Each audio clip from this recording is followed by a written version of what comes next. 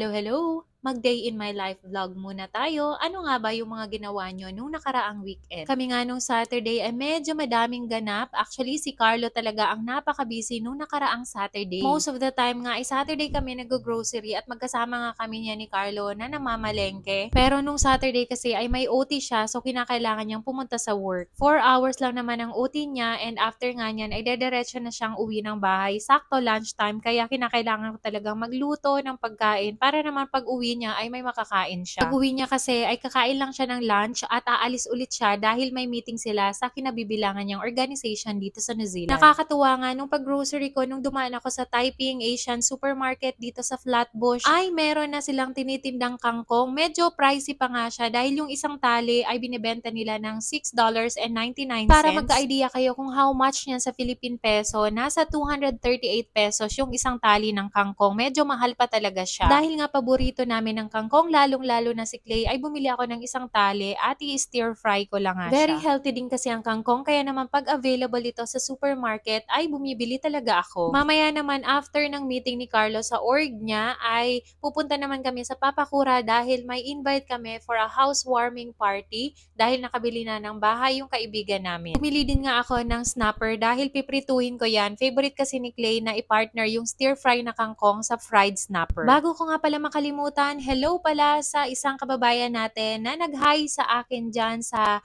Taiping Asian Supermarket Flatbush. Going back sa pagluluto ng kangkong, alam nyo bang masarap sana itong ipare sa fried tilapia? Kaso may nabili kasi ako ditong tilapia, yung frozen, and hindi ko masyadong nagustuhan yung lasa. Kaya palagi na lang kaming snapper yung binibili namin dahil medyo kahawig siya or mas malapit siya sa lasa ng tilapia na mabibili mo sa Pilipinas. Ito palang nabili kong snapper, nabili ko to sa Pack and Save. Linis na to, pero inuulit ko pa rin siyang linisan dahil may mga ibang kaliskis na hindi naman natanggal. Nakabili din nga ako sa Pack and Save or Misto ng hilaw na mangga. Bumili ako ng mga 3 piraso dahil natatakam talaga ako. Usually naman kasi dito sa New Zealand, pag masyadong mahal yung presyo ng bilihin like sa prutas or gulay, ay bumibili ako ng kahit konting piraso para iwas takam. Pero one time nag-available ng rambutan dito sa Pack and Save, hindi ako bumili dahil napakamahal naman talaga ng sobra yung kilo niya. I think nasa almost $50 na yun per kilo. Bago nga ako nagprito at nagluto ng kangkong, ay isinalang ko na din yung rice dahil baka makalimutan ko pa, baka biglang dumating si Carlo at wala naman palang kanin. Pagkatapos ko nga magluto ay kumain na din ng lunch si Clay. Ako naman ang kinain ko yung hilaw na mangga